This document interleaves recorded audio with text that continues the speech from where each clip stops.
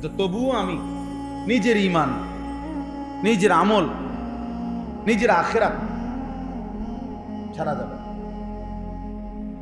কোরআনুল কারীমের মধ্যে আছে, নবীগণ বলতেন, আমার জাতি তোমাদেরকে শিরিক থেকে, কুফর থেকে বারবার আমি ফেরাইতে চাচ্ছি, তবে শোনো, যদি তোমরা কেউ না ফেরো তবুও শুনে নাও, ওমা আনা মিনাল মুশরিকিন, আমি মুশরিকদের অন্তর্ভুক্ত হব না, আমি মুশরিকদের অন্তর্ভুক্ত হব না। লা আ'বুদু মা তা'বুদুন, তোমরা সবাই মিলে যার বন্দেগী করো, পূজা করো, আমি একাই বলে দিলাম। আমি যদি একাও থাকি আজীবন, 23 বছরে যদি আমার একজন অনুসারীও না হয়, তবু আমি, তোমরা যার গোলামি করো, তোমরা যার যেই মূর্তির পূজা করো, আমি তা করব। এই একাই আমার, মানে আমার শেষ কথা এটা মুমিনের, যে আমি শেষ পর্যন্ত একা হলেও আল্লাহর দ্বীনের উপরে থাকি।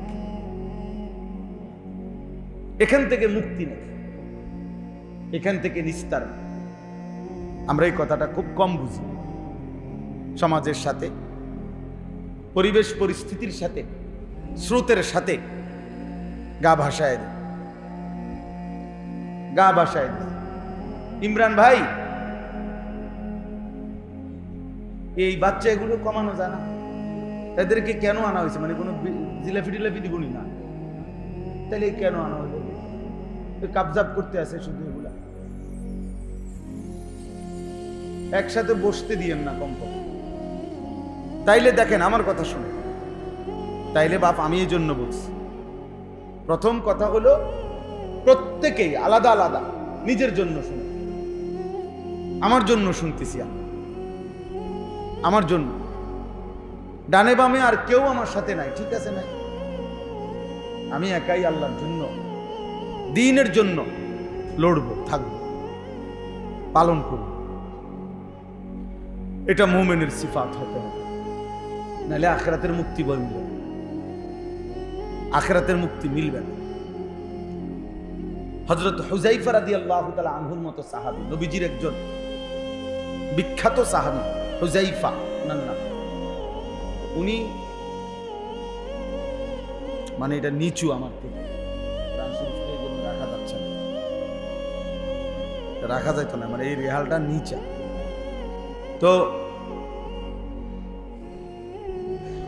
হযরত হুযায়ফা রাদিয়াল্লাহু তাআলা আনহু, তিনি থাক, হ্যাঁ হ্যাঁ, মাশাআল্লাহ, ওইটা দেন।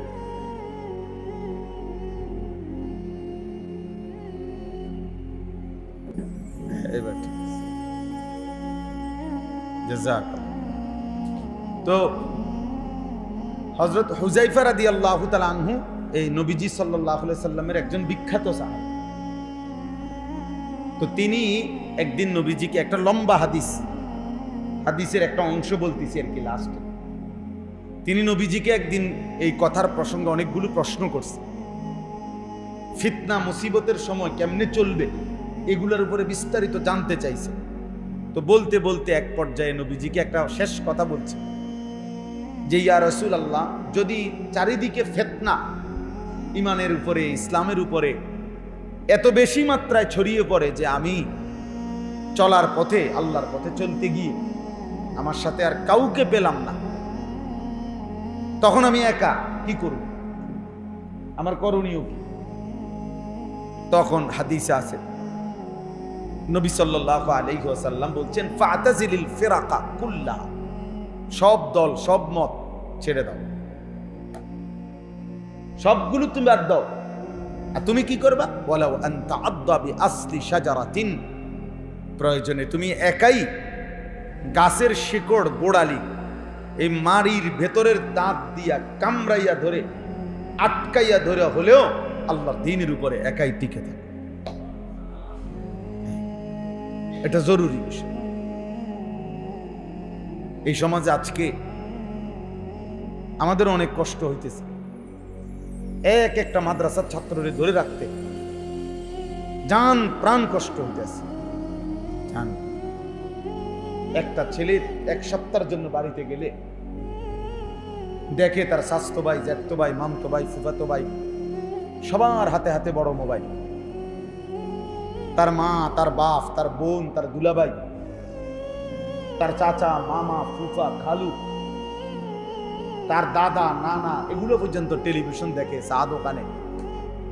আল্লাহর জমিনে তার চারিদিকের আত্মীয় স্বজন সব বড় বড় মোবাইল। এই অবস্থায় এই ছেলেটারে কোরআন শিখানো, মুখস্থ করানো, আবার মাদ্রাসায় ফিরাইয়া আনা, ঠিক মতো আবার সবকে বসা খুব কঠিন, রীতিমতো যুদ্ধ, রীতিমতো যুদ্ধ। খুব কষ্ট হয় এখন, খুব কষ্ট। সেদিন আমার এক অভিভাবক ঢাকায়, আমাদের মহব্বত করে একজন ভাই, ওনার ছেলে ঢাকা পড়ে, হিফজখানায় 7 পারা পড়ছে, এখন বাড়িতে চলে আসছে। আইসা বলতেছে তার আব্বা আমার চাচাতো ভাই, ফুফাতো ভাই সবাই উচ্চ শিক্ষিত হচ্ছে, আর তোমরা আমারে মূর্খ বানাবার জন্য এখানে ফেলে রাখছো। আমি এটা বুঝছি। 12 থেকে 12.5 বছরের বাচ্চার এই বুঝ আসবে যে আল্লাহর কোরআন পড়তে গিয়ে তারে মা বাপ মূর্খ বানায় দিতেছে, আর তার সাথে ছেলেরা সব উচ্চ শিক্ষিত হচ্ছে। মানে ওরা সবাই 12 বছরে মাস্টার্স পাস করিয়া অন্য ঢাকা ইউনিভার্সিটির প্রফেসর হয়ে গেছে। এরমই তো বুঝাইলো, হে তো 12 বছর বয়সে কি সব ঢাকা ইউনিভার্সিটি পাস করে লেছে নাকি? তো তুই কি বুঝাইলি? কে তার এই বুঝ দিল? এই আমার আশপাশ, তার আশেপাশে, তার আপন জনরাই, হেই কিতা করবি তুই? হ্যাঁ দেখতাম না তুই কিরবি, এত বছর বুঝি কোরআন শরীফ পড়ন লাগে, হ্যাঁ হাফিজি করে কি মানুষের বাড়ির দাওয়াত খাইবি, বুঝছেন না কথা? আর তাইলে প্রতিদিন যতদিন যাচ্ছে বাপ, প্রতি একদিন বাড়তেছে ফিতনা, মুসিবত, দিনের উপরে টিকে থাকা খুব কঠিন হয়ে যাচ্ছে প্রতি ঘন্টায় ঘন্টায়। আল্লাহ নবী সাল্লাল্লাহু আলাইহি ওয়াসাল্লাম বলছেন, একটা সময় এমন আসবে যখন একজন মানুষ কবরস্থানের সামনে দাঁড়িয়ে আফসুস করবে আর বলবে যে হায় আফসুস, ইয়া লাইতানি মাকানাহু, হায় আফসুস, আমি যদি ওই লোকটা যদি কবরে না থাকে, আমি যদি কবরে থাকতাম। তাইলে এই ফিতনা থেকে বেঁচে যাইতাম। বুখারী শরীফের একেবারে প্রথম খণ্ডে কিতাবুল ঈমানের মধ্যে এই হাদিস আছে,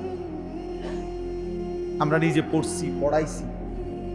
আল্লাহ নবী সাল্লাল্লাহু আলাইহি ওয়াসাল্লাম বলছেন, অচিরেই তোমাদের উপরে এমন ফিতনা আসবে, দ্বীনের উপরে চলা এত কঠিন হবে যে শেষ পর্যন্ত একজন ব্যক্তি তার দ্বীন বাঁচানোর জন্য একটা ছাগল, যে শুধু দুধ দেয়, দুধওয়ালা একটা ছাগল বকরি নিয়ে কোনো জঙ্গলের উপরে একাকী চলে যাবে, শুধু দুধ দহন করে খাবে জীবন বাঁচানোর জন্য, আর জঙ্গলের উপরে চলে গিয়ে নিজের ঈমান বাঁচানোর জন্য ইয়াফিররু বিদীনিহি মিনাল ফিতান, বুখারীর হাদিস,